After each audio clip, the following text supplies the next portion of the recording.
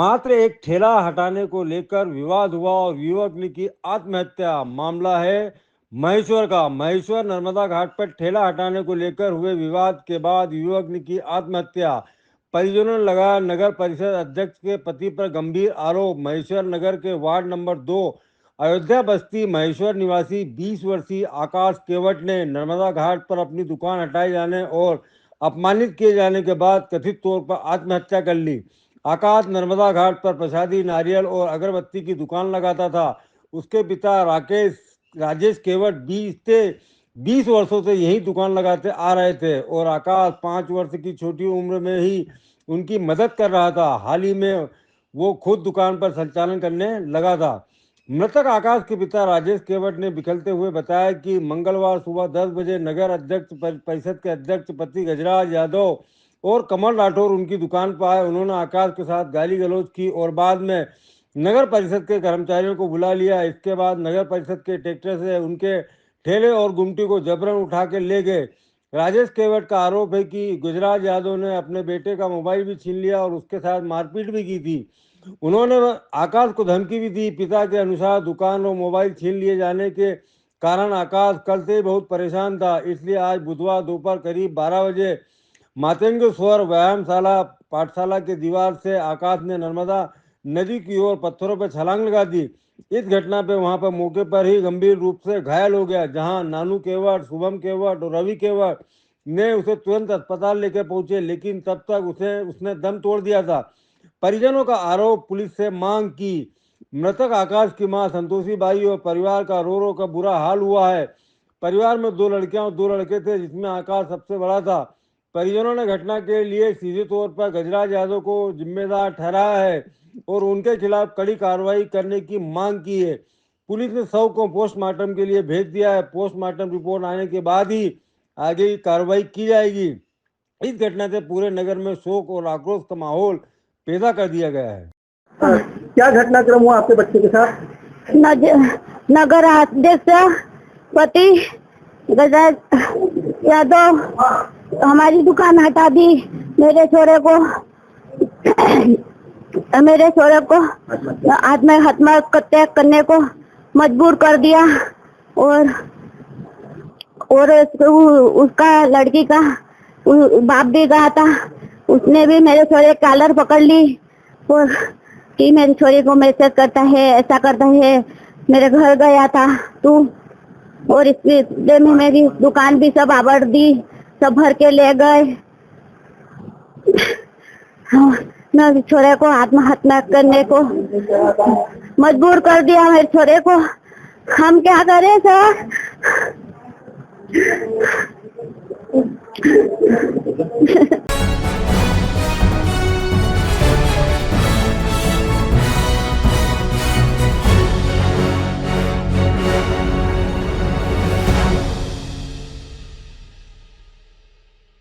मामला धार जिले के कुक्षी तहसील अंतर्गत ग्राम डेहरी का है, जहां शासकीय आयुष औषधालय में पदस्थ डॉक्टर साहब अपनी ड्यूटी को छोड़कर अपने निजी अस्पताल में ज्यादा सेवाएं दे रहे हैं। साहब भूल गए कि जहां आज देश भर में रोजगार के लिए हर कोई परेशान है और सरकारी नौकरी के लिए लाखों रुपए बर्बाद कर देने के बाद भी इन पदों पर नियुक्ति नहीं हो पाती, लेकिन साहब तो शासकीय नौकरी के बाद भी प्राइवेट क्लिनिक पर नोट छापने में लगे हैं। क्योंकि डेहरी क्षेत्र आदिवासी बाहुल्य क्षेत्र होने से जनता को बीमारी से संबंधित किसी प्रकार की कोई ठोस जानकारी नहीं होती। इसके चलते यहाँ प्राइवेट क्लिनिक और दवाखाना खोलकर बैठे लोग गरीब जनता की मेहनत की कमाई को लूटने में लगे हुए हैं। या तो यूँ कहीं कि शासकीय डॉक्टर साहब प्राइवेट क्लिनिक दवाखाना चला ले या फिर शासकीय सेवाएं दे ले, ताकि प्रशासन जिन कर्मचारियों के भरोसे है उन्हें भी तो इस बात की खबर हो कि जिन्हें हम दायित्व दिए हुए हैं वो कहीं और नोट छापने की दुकान तो नहीं चला रहे। जिलाधिकारी CBIMO साहब जोर ध्यान दें कि ताकि क्षेत्र की भोली भाली गरीब जनता से जो लूट दिन में हो रही है इन्हें बचाया जा सके। तत्काल ऐसे शासकीय ड्यूटी टाइम डॉक्टर को छुट्टी दें ताकि वो आराम से अपनी क्लिनिक चला सके।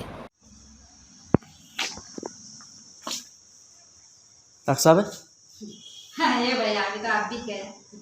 अभी कब? क्लिनिक पे अब भी गया। क्लिनिक पे मेहमान आ गए, मैं मनावर से बोल रहा हूँ। आ गए आज तो बहुत देर से। आज यहीं थे? और ये साइन करके ना बैठे रहे थोड़ी देर, ना मेहमान आ गए, फोन लगाए थे। हाँ। तब मनावर से आए, बोले क्लिनिक पे गए, बुलाते थे। नहीं, मैं यूँ कह रहा था कि एक अस्पताल का टाइम क्या है, कितने बजे से कितने बजे तक? 12:30 बजे तक है, सुबह 9 से। 9:30 से अभी तो 12:30 भी नहीं बजी। वो मेहमान आए बोले कि हाँ हाँ ये चले गए।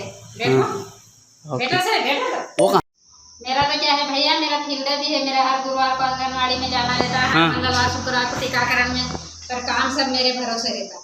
पूरा काम आप ही देख रहे हैं, मेंटेनेंस। काम मेंटेनेंस की, कितनी दवाई आती, कितने मरीज आते, कितने मासिक गोशवारा जानकारी, साप्ताहिक मासिक, पूरा मेरा काम भी, इनका काम भी नहीं, क्योंकि इनका काम कौन करे। नगन बगल तो पी के नहीं ये पड़े रहता, मनोहर भैया से 1-2 पेटी नहीं लेता थी।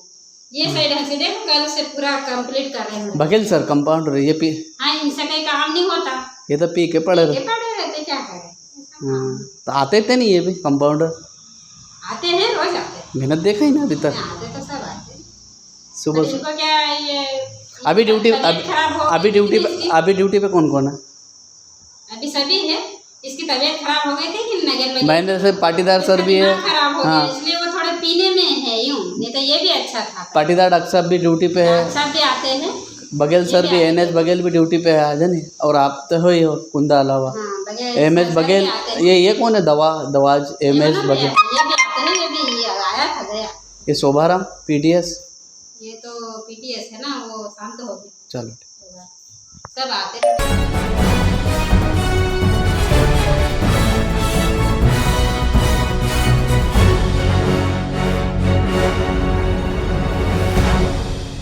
अयोध्या ग्राम पंचायत ओरवा में जल जीवन और मिशन प्रधान नम्रता देवी पुत्री महेंद्र कुमार उर्फ पप्पू द्वारा सड़कों एवं नालियों की सफाई, जलापूर्ति, ठोस अपशिष्ट प्रबंधन और बुनियादी ढांचे के विकास में दे रहे योगदान। खुद को कर बुलंद इतना कि बंदा पूछे तेरी रजा क्या है।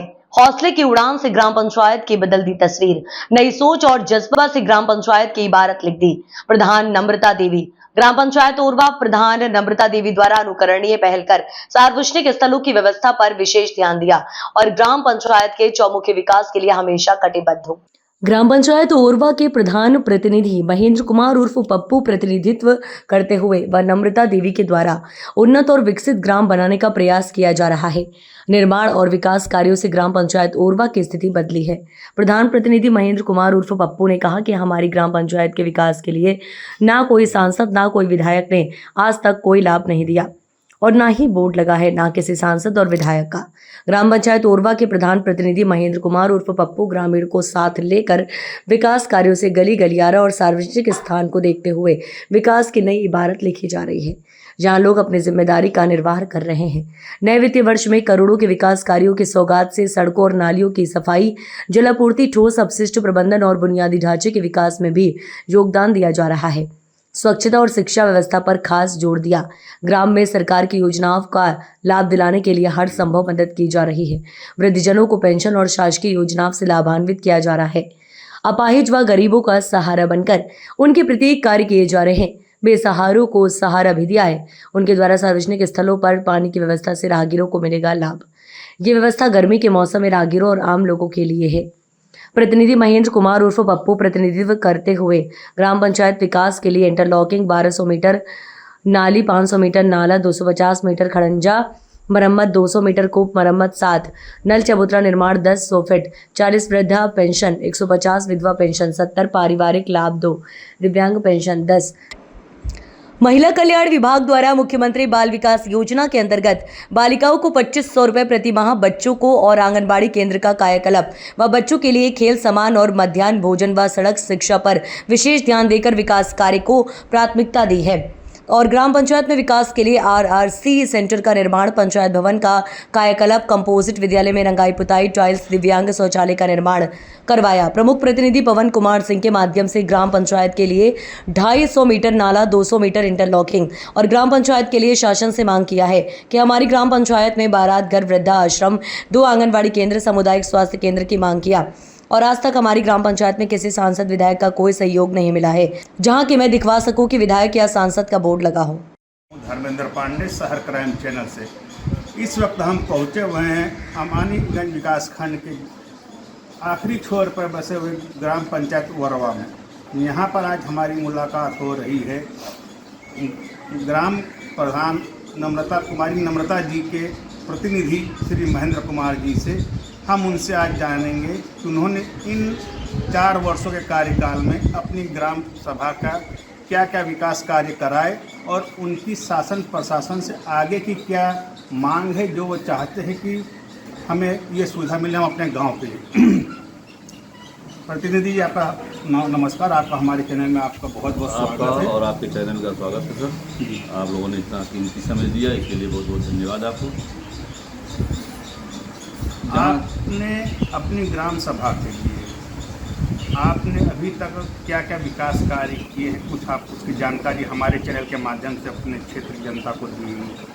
शासन की मंशा के अनुरूप जो भी मनरेगा के द्वारा, वित्त के द्वारा, राज्य वित्त के द्वारा जो भी धन प्राप्त हुआ है, उससे गांव में इंटरलॉकिंग की व्यवस्था की गई है, नालियों की व्यवस्था की गई है, उसको मरम्मत कराए गए हैं।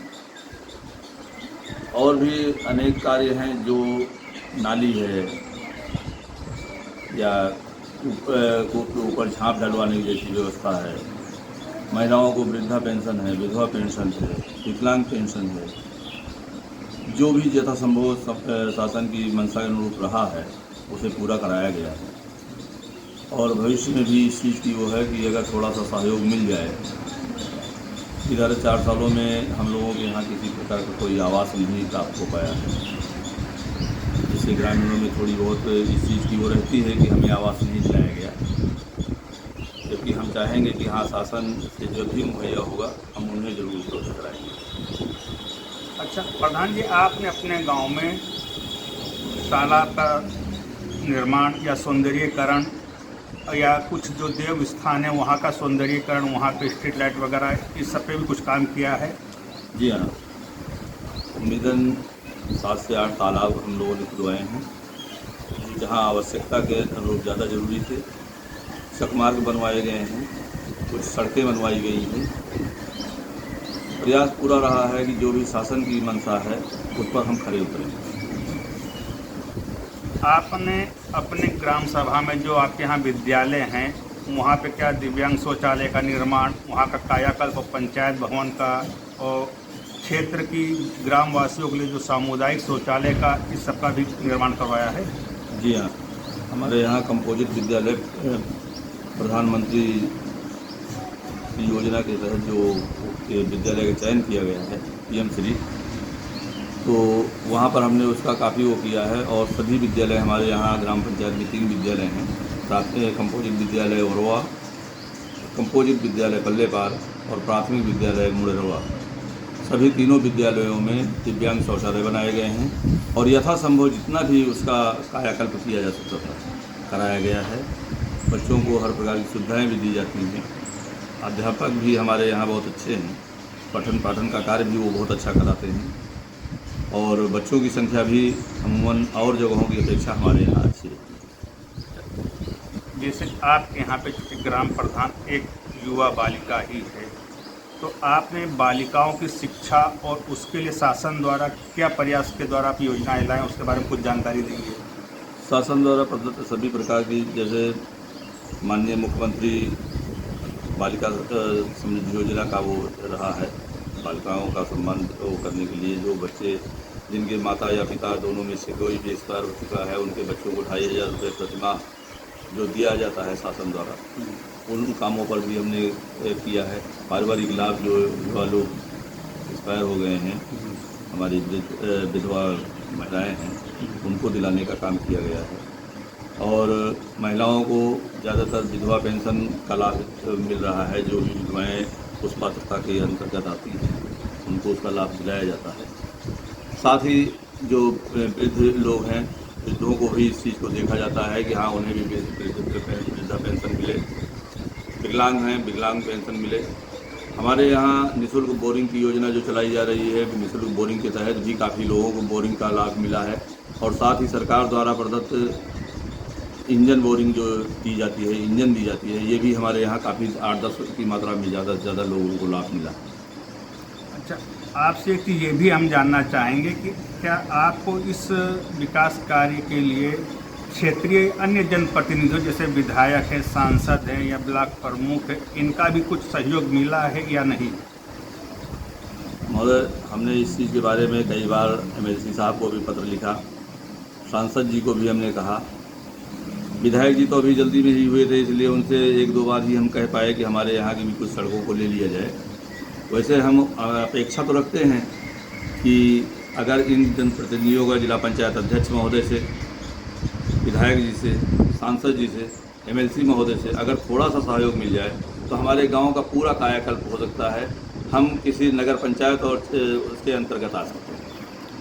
आप हमारे चैनल के माध्यम से जनप्रतिनिधि और शासन से कोई अपनी मांग रखना चाहते हैं? सिर्फ हम इतना चाहेंगे कि हमारे यहाँ सामुदायिक स्वास्थ्य केंद्र की स्थापना हो जाए, 2 आंगनबाड़ी भवन नहीं है, आंगनबाड़ी भवनों का निर्माण मिल जाए, बारात घर की आवश्यकता है, बारात घर मिल जाए। अगर ऐसी जो आधारभूत ज़रूरतें हैं जिनसे हमारी आवश्यकताएं पूरी हो सकती हैं, हम चाहेंगे कि अगर शासन, प्रशासन, सांसद, विधायक और हमारे जिला पंचायत अध्यक्ष, MLC, इन लोगों का थोड़ा थोड़ा योगदान मिल जाए, सहयोग मिल जाए, तो निश्चित रूप से हम इस पर कामयाब हैं और हमारी मूलभूत ज़रूरतें पूरी हो सकती हैं। आपका बहुत बहुत धन्यवाद। मैं हूं धर्मेंद्र पांडे, शहर क्राइम चैनल से। मेरे साथ है कैमरामैन रमेश तिवारी। आप लोगों ने बहुत वो किया सर आने का, और इसके लिए हम आपके आभारी हैं। और आपको तथा चैनल को देख रहे सभी भाइयों को, बहनों को, माताओं को मेरा सादर प्रणाम, और मैं आप सबका आशीर्वाद चाहूँगा कि हमें इस काम पर कामयाबी मिले, कि हम आगे बढ़ें।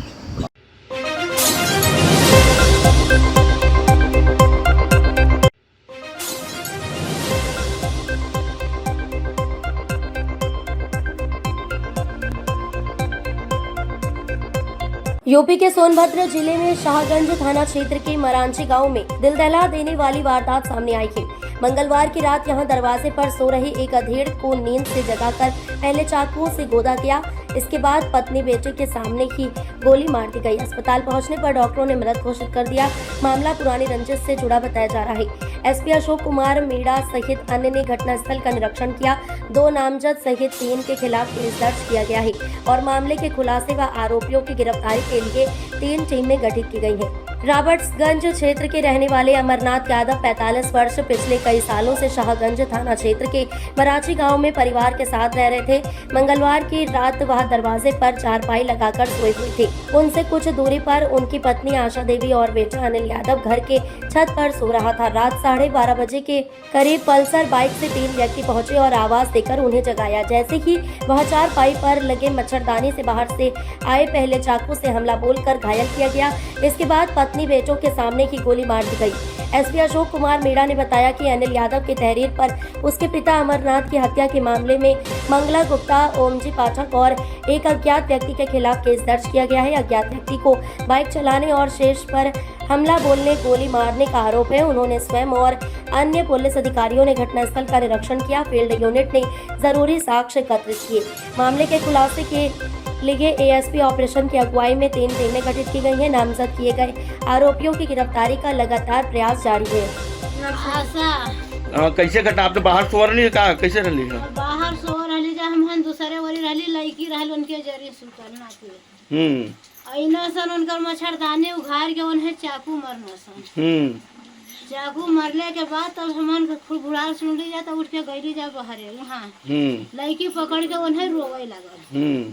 हम जाके ऐसे ही उनके खटिया के जरिए चुपो मतारी बिटिया ठाड़ा भइले, हम खाली नरिया दई इतने घटई के मंगलवा वो जीवा हमरे रजऊ के मार के गईना रे मैया बीसन अखर चिल्लैली। जाएगा कुछ दूर आएगा कहा था कि भोसड़ी वाला रुक रुक बस कह के गोली मार के चली गई। तो के पता कब चलल, पहले के बाद में? हमें गोली मरले तो हम उनके स्वयं संगे भाई, चाकू मरले तो हम सुतल गए। गोली मरले तो सामने? गोली मरले तो हम ठाड़ा बाई उन खटिया पर सुतल गए। अच्छा, तो कई आदमी रहना? 3 आदमी। अच्छा। चाकू मार के जाए लगना से तब भी देखली 3 आदमी। गोली मारे आयल तब भी जाएगा 3 आदमी, 2 आदमी वहाँ ठाड़ा। अच्छा अच्छा, ठीक है। फिर 12:30 बजे रात की घटना है? 12 बजे रात की। दिनांक 17-18 जून की रात्रि करीब 12:30 बजे कॉलर अनिल यादव जो कि मराची गांव थाना सागंज के रहने वाले हैं, उनके द्वारा सूचना दी गई कि करीब रात को 12:30 बजे उनके फादर जो कि अमरनाथ यादव करीब उम्र 45 वर्ष है, घर के बाहर चारपाई पे सो रहे थे। तभी 3 व्यक्ति जो बता रहे हैं कि जिनका नाम मंगला गुप्ता, ओमजी पाठक और तीसरा अज्ञात व्यक्ति जो मोटरसाइकिल चला रहा था वो आने के बाद उन्होंने उनके पिताजी पर हमला किया और तमंचे से फायर करके उनको घायल कर दिया और वहाँ से भाग गए। इस सूचना पर तुरंत से पुलिस मौके पर पहुँची और साथ ही साथ जो घायल व्यक्ति उनको अस्पताल भेजा गया, जहाँ पर दौरान इलाज उनकी मृत्यु हो गई। इस पूरे प्रकरण में मेरे द्वारा और अन्य अधिकारी के द्वारा मौके का निरीक्षण किया गया है और फील्ड के द्वारा सारे एविडेंसेस कलेक्ट किए गए हैं। साथ ही साथ इसमें एडिशनल एसपी ऑपरेशन है, उनके नेतृत्व में 3 टीमें बनाई गई हैं और जो अभियुक्त नामजद अभियुक्त हैं उनकी गिरफ्तारी के लिए टीमें लगातार काम कर रही है और वादी के द्वारा जो तहरीर दी गई है उसमें नामजद लोगों के खिलाफ मुकदमा दर्ज कर आगे की वैधानिक कार्रवाई कर चली है।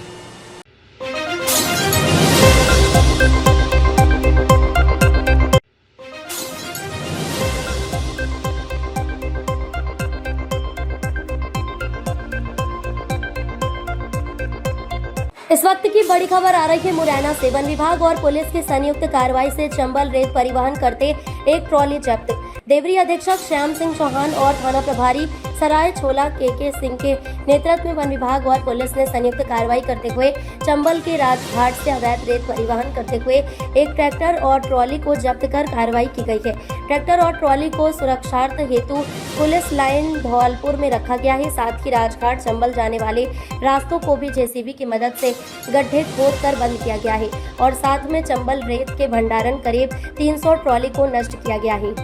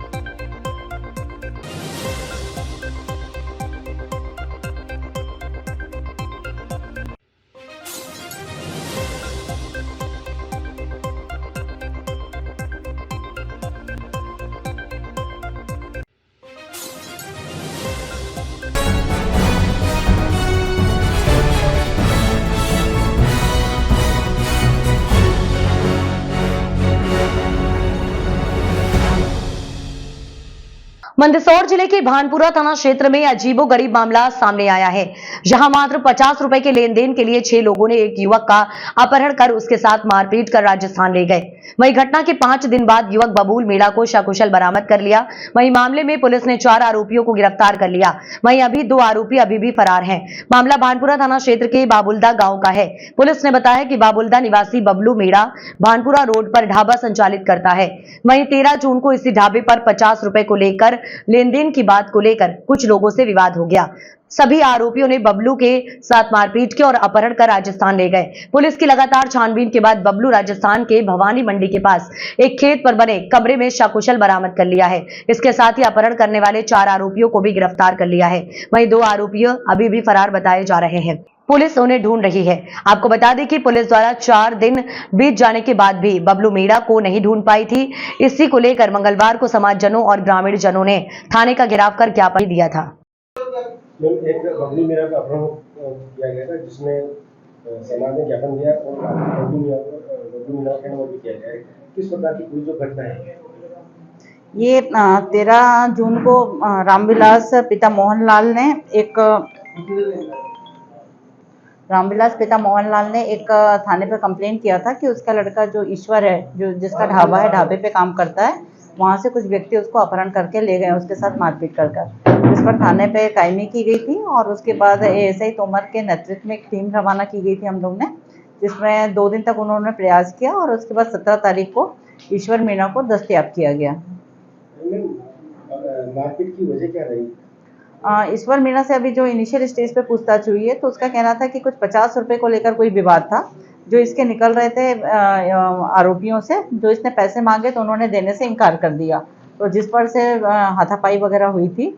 और इसमें जो अभी नामजद आरोपी हैं रणजीत सिंह पिता बापू सिंह, देवी सिंह पिता मांगीलाल, राकेश पिता श्यामलाल मेहर, गोपाल पिता बापूलाल, ये चारों को अरेस्ट कर लिया गया है और प्रधान सिंह और दीवान सिंह 2 आरोपी इसमें फरार चल रहे हैं। किन धाराओं में इसमें 140(3), 142, 351(2) और 3/5 BNS एक्ट के तहत कायमी की गई है।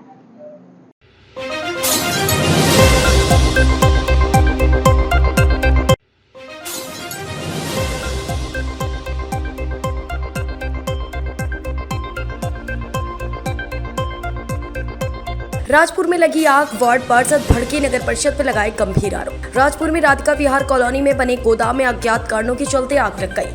आग लगने के कई घंटे बाद भी नगर परिषद के द्वारा फायर फाइटर या टैंकर नहीं पहुंचाया गया, ऐसा कहना वार्ड पार्षद प्रतिनिधि सचिन जोशी का है, जिन्होंने गंभीर आरोप लगाते हुए बताया कि 19 जून को महामहिम राष्ट्रपति का दौरा था जो कि कैंसिल हो गया। वहां फायर फाइटर गई थी लेकिन यहां आग लग गई तो एक भी आग बुझाने का यंत्र उपलब्ध नहीं हो पाया, जिससे लाखों रुपए का नुकसान हो गया। नगर पालिका सिर्फ नरक पालिका बन गई है। आग इतनी भयंकर होने के कारण सिर्फ सही समय से फायर फाइटर या अन्य आग बुझाने के यंत्र समय पर उपलब्ध नहीं हुए, इसी कारण यह बड़ा हादसा हुआ है। जब आए तब तक आग ज्यादा लग चुकी थी। वहीं नगर परिषद के आग बुझाने के पाइप भी फटे हुए नजर आए। इस पर सीएमओ मायाराम सोलंकी ने जानकारी देते हुए बताया कि प्रोटोकॉल के अनुसार शासन के निर्देश थे, इसमें महामहिम राष्ट्रपति दौरा था, वहां फायर फाइटर गई थी। वहीं अन्य यंत्र टैंकर एवं नगर परिषद राजपुर अंजड़ पलसूद की फायर फाइटर को सूचना देने पर पहुंचे और आग पर काबू पा लिया गया है। आग लगने का कारण स्पष्ट नहीं है, वहीं कितने नुकसान हुआ यह स्पष्ट नहीं है। कांतिलाल सोनी गोदाम मालिक ने जानकारी देकर बताया कि अज्ञात कारणों से आग लगी है, जिसमें सब कुछ जलकर खाक हो गया है। लगभग 20 लाख रुपए का नुकसान बताया गया है। वहीं नगर परिषद में समय से फायर फाइटर या अन्य यंत्र पहुंच जाते हैं तो नुकसान बच सकता था। नगर के लोगों के द्वारा एक और फायर ब्रिगेड की मांग करने की बात की है, जिससे आगे ऐसा हादसा होने से बचा जा सके।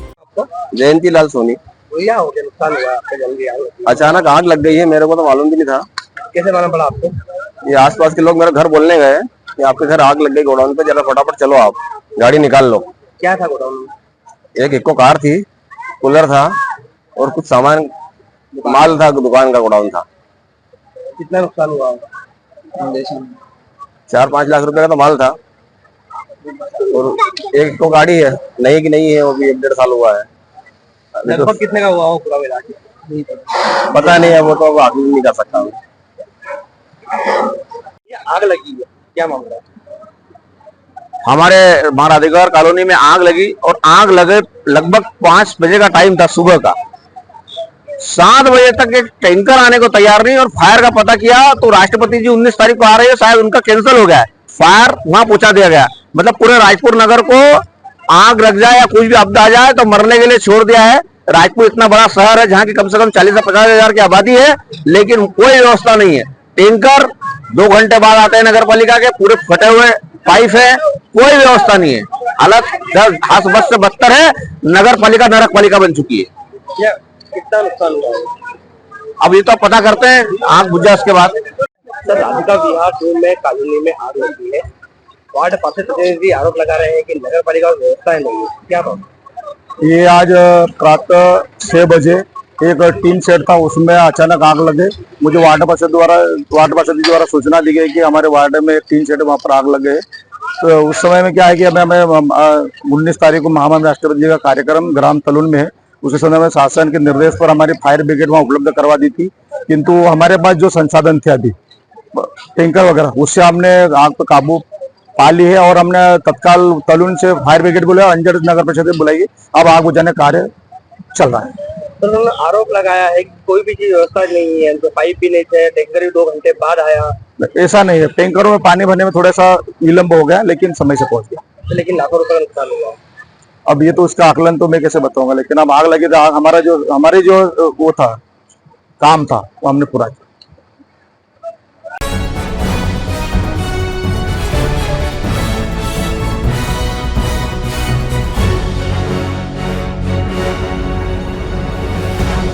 ट्रांसपोर्ट व्यवसायी राजा रघुवंशी के हनीमून के दौरान शिलांग में हत्या हो गई थी। शिलांग पुलिस दूसरी बार मंगलवार रात इंदौर पहुंची, जहां उन्होंने राजा रघुवंशी के परिजनों से करीब 1 घंटे पूछताछ की। पूछताछ में उन्होंने सोनम रघुवंशी के व्यवहार को लेकर कई सवाल किया। वहीं बुधवार दोपहर में टीम सोनम रघुवंशी के घर पहुंची, जहां सोनम के माता पिता और भाई से पूछताछ की। बाकी आरोपियों के परिजनों से भी शिलांग पुलिस पूछताछ कर सकती है। इंदौर क्राइम ब्रांच की टीम शिलांग पुलिस का सहयोग कर रही है।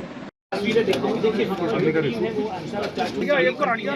आपको एक बड़ी बात बताना चाहूंगा कि जो पुलिस है वो अलग अलग एक परिवार के सदस्य से बात करी है। एक साथ किसी भी पूरे परिवार को एक साथ बैठाकर बयान नहीं लिया जा रहा है, या वो हर परिवार से अलग बैठा के बयान ले रही है ताकि सच सामने आ सके।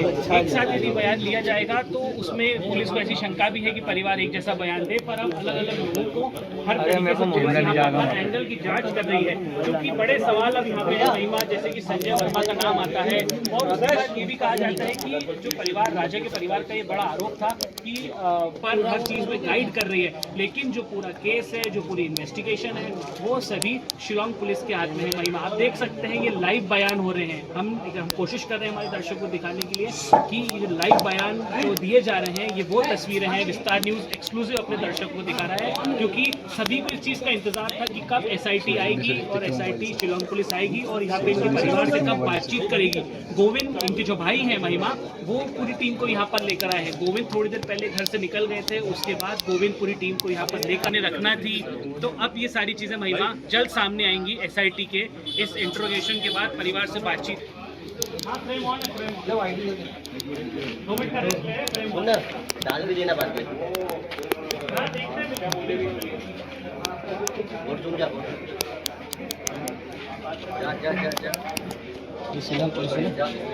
उसको भाई बहुत बढ़िया बहुत बढ़िया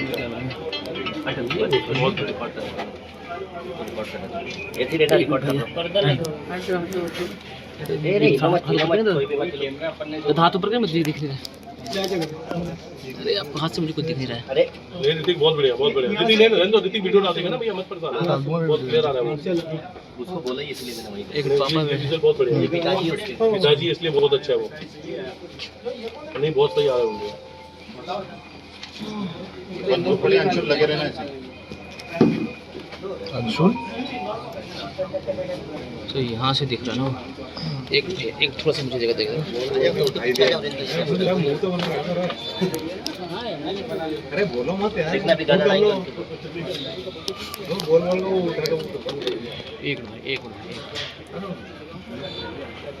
चुप रहना चाहिए। न्यूज 18 ग्राउंड जीरो पर सबसे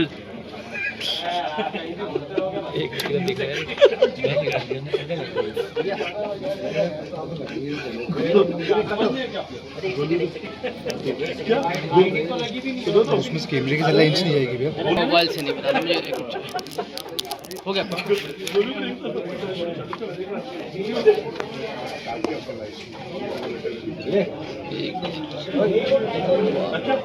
एक आप थोड़ा सा ऊपर करोगे, थोड़ा सा और ऊपर कर लो, मैं थोड़ा आपके नीचे जाऊँगा। और बस ठीक है, आपका नहीं मिलेगा।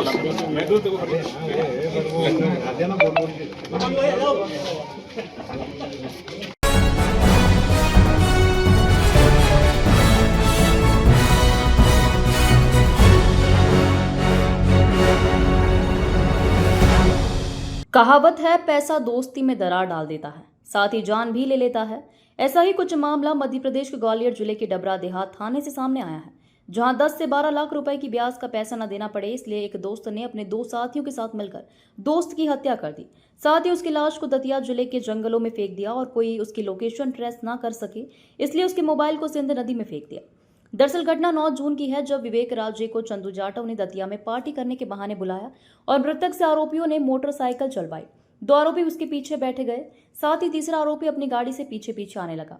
मृतक विवेक राज्य के पीछे बैठे आरोपी ने अपनी कमर से पिस्तौल निकालकर उसके सर में गोली मार दी, जिससे विवेक की मौत हो गई। उसके बाद आरोपियों ने हत्या कर दतिया के ग्राम निचरौली के जंगलों में उसकी लाश को फेंक दिया। साथ ही मृतक के दोनों मोबाइल को सिंध पुल से नदी में फेंक दिया। परिवार की निशानदेही पर पुलिस ने चंदू जाटव से कड़ाई से पूछताछ की तो उसने हत्या करना कबूल कर लिया। फिलहाल पुलिस आगे की कार्रवाई में जुट गई है। डबरा देहात में एक ब्लाइंड मर्डर की गुत्थी सुलझाने में सफलता प्राप्त की है। एक डबरा देहात थाने पर 11 जून को जो है एक विवेक राजे और गोलू जाटा की घूमने की रिपोर्ट दर्ज कराई गई थी। उनका परिजनों का कहना था कि 9 तारीख को वो घर से बोल के गया था डबरा का और लौट कर नहीं आया वो। उक्त रिपोर्ट पर से जो है डबरा देहात पुलिस द्वारा विवेचना की गई। विवेचना में जिस तथ्य सामने आया कि टेक्निकल साक्ष्य के आधार पर कुछ लोगों से लगातार उसकी बातचीत हो रही थी। जब उन लोगों से पूछताछ की गई तो उनमें एक चंदू जाटव करके डबरा का निवासी है। उसने बताया कि मैंने जो है 3 लाख रुपए ब्याज पे लिए थे और 18% ब्याज से इसने 3 लाख से 10 लाख रुपए कर दिए थे, जिससे परेशान होकर उसने प्लानिंग करके अपने 2 अन्य साथियों के साथ विवेक राजे को जो है पार्टी करने के बहाने दतिया ले गए और वहाँ शराब पिलाकर उस पर गाड़ी चलाते हुए पीछे से जो है पिस्टल से उसके सिर में गोली मार दी और उसकी डेड बॉडी को दतिया के जंगल में छिपा दिया। पुलिस ने जो है उनकी निशानदेही पर दतिया के जंगल से मृतक की डेड बॉडी को रिकवर किया और मृतक के जो पिस्टल घटना में प्रयुक्त की गई थी पिस्टल बरामद की गई और घटनास्थल से जो चले हुए राउंड भी बरामद किए गए और घटना में प्रयुक्त मोटरसाइकिल भी बरामद की गई। तीनों आरोपियों को गिरफ्तार कर डबरा देहात पुलिस द्वारा जो है पुलिस रिमांड लिया जा रहा है इससे पूछताछ के लिए। और डबरा देहात पुलिस ने एक संगीन ब्लाइंड मर्डर को ट्रेस करने में सफलता प्राप्त।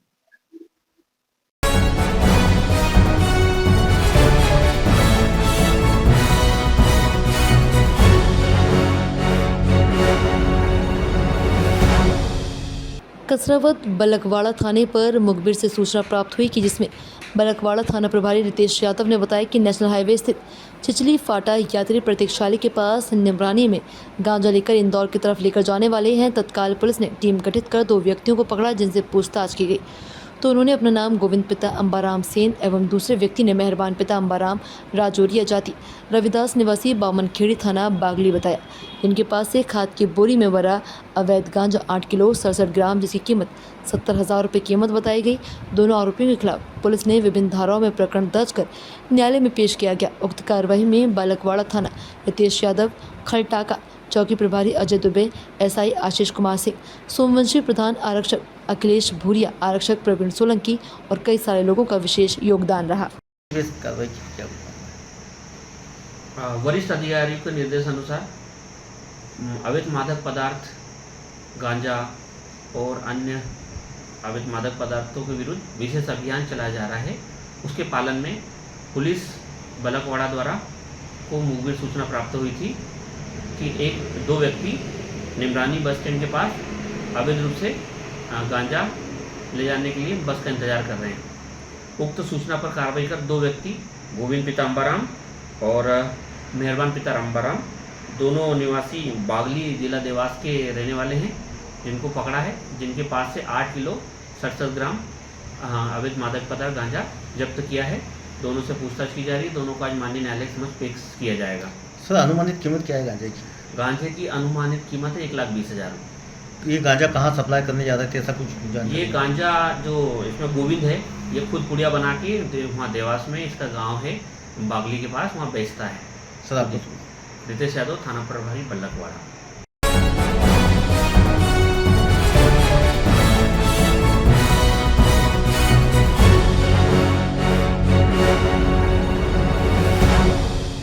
देवास उज्जैन रोड स्थित अमलतास अस्पताल के स्टूडेंट ने हाईवे पर किया चक्काजाम। बीती रात एक अज्ञात व्यक्ति के प्रबंधन में घुसकर छात्रा से चाकू की नोक पर जबरदस्ती कर रेप का प्रयास। प्रबंधन पर स्टूडेंट का आरोप, मामला टालने का प्रयास किया जा रहा। अस्पताल प्रबंधन का कहना है कि अतिरिक्त विषय है, इंस्टीट्यूट के स्टूडेंट्स व प्रबंधन मिलकर मामला समझ रहे हैं। देवास के उज्जैन रोड स्थित अमलतास इंस्टीट्यूट ऑफ मेडिकल साइंस के हॉस्टल में मंगलवार रात एक MBBS छात्रा के साथ अज्ञात व्यक्ति ने दुष्कर्म की कोशिश की। घटना की सूचना समय पर पुलिस को न देने पर बुधवार को मेडिकल छात्र छात्राओं ने कॉलेज के सामने हाईवे जाम कर प्रदर्शन किया। इससे पहले अस्पताल के एक डॉक्टर पर नाबालिग से रेप का मामला दर्ज हुआ था। अस्पताल प्रबंधन के डॉक्टर जगत रावत ने बताया कि डॉक्टर रूपम जैन को पहले ही नौकरी से निकाल दिया गया है। प्रबंधन का कहना है कि वर्तमान मामले में छात्र एक अलग घटना की बात कर रहे हैं, जिसके बारे में वे छात्रों से चर्चा कर रहे थे।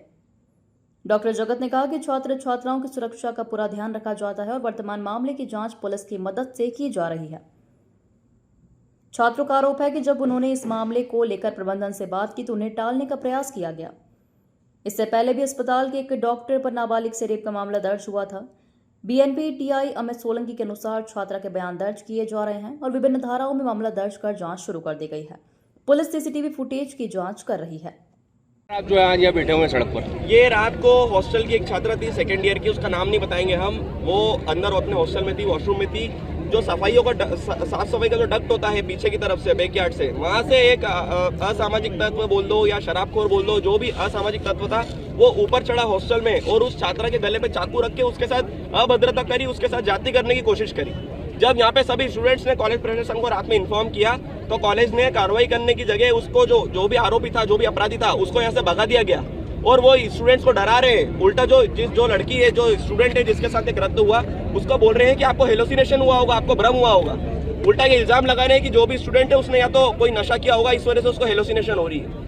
और यहाँ के जो एमएस है प्रशांत जी, वो ये बोलते हैं कि उसको मतलब उस लड़की के साथ कुछ हुआ तो नहीं ना, सिर्फ इतना ही हुआ है ना। तो एक लड़की के गले पे चाकू रख दिया है और वो ऐसा बोल रहे हैं कि सिर्फ इतना ही हुआ है। तो आज अगर उनकी बहन बेटी या उनकी बालिका होती तो उसके साथ भी ऐसे ही करते क्या वो?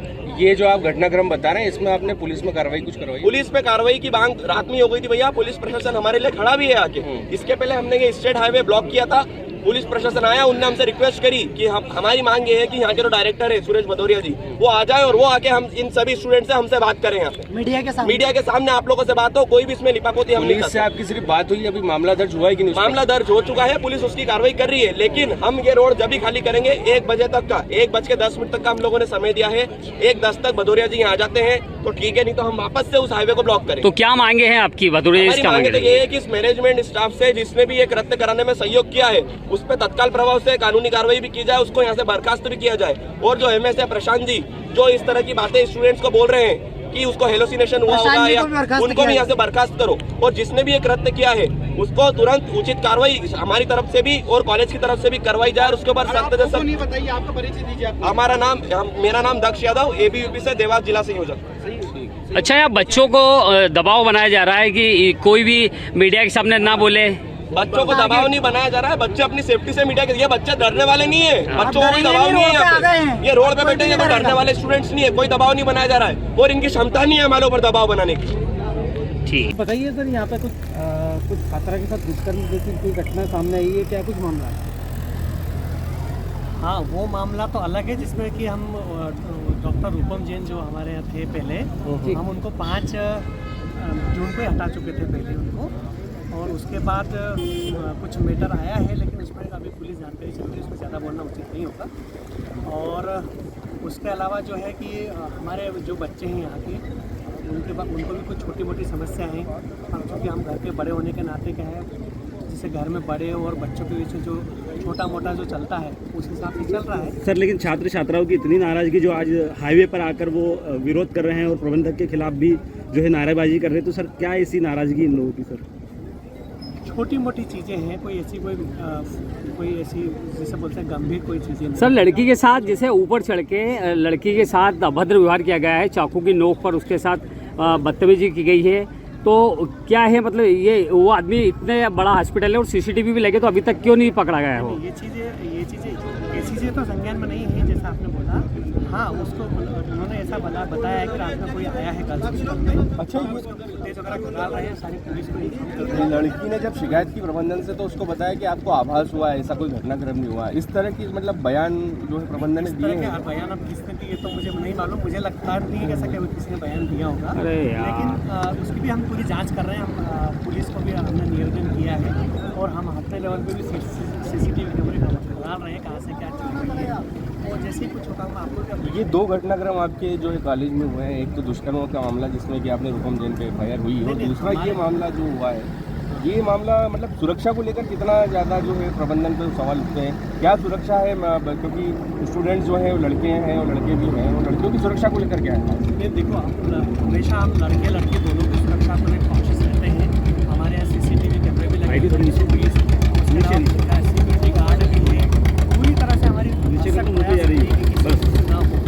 फिर भी अगर ऐसा कुछ हुआ है तो हम उसकी जांच करवा रहे हैं, पुलिस की भी सहायता ले रहे हैं, और जैसा भी होगा आपको चल। कोई बॉन्ड की ऐसी प्रणाली होती है जिसमें कि स्टूडेंट जो है मीडिया के सामने से बोलने के लिए डर रहे हैं? अभी जब बात हो रही है, क्योंकि जो है रास्ता जाम तो बड़ी उस संख्या में हुआ है, पर जब मीडिया से बात करने की आ रही है तो बोला कि हम पे कार्रवाई हो जाएगी। हम शिकायत हमारी बता नहीं सकते। नहीं देखो ये तो बहुत अच्छी धमकी दे रखी है आपने बच्चों को। नहीं सर ये तो कुछ बच्चे हैं अपने। उन्होंने जैसे घर में एक सीधी सी बात बोलो, जैसे घर में जो बोले हमारे 5 साल जो MBBS के खराब हो जाएंगे। उन्होंने साफ रूप से आरोप भी लगाया कि प्रबंधन हमको बाहर का संगठन ABVP आया, उनको सपोर्ट किया हुआ है, तब जाके कुछ बात सामने आई। करता है।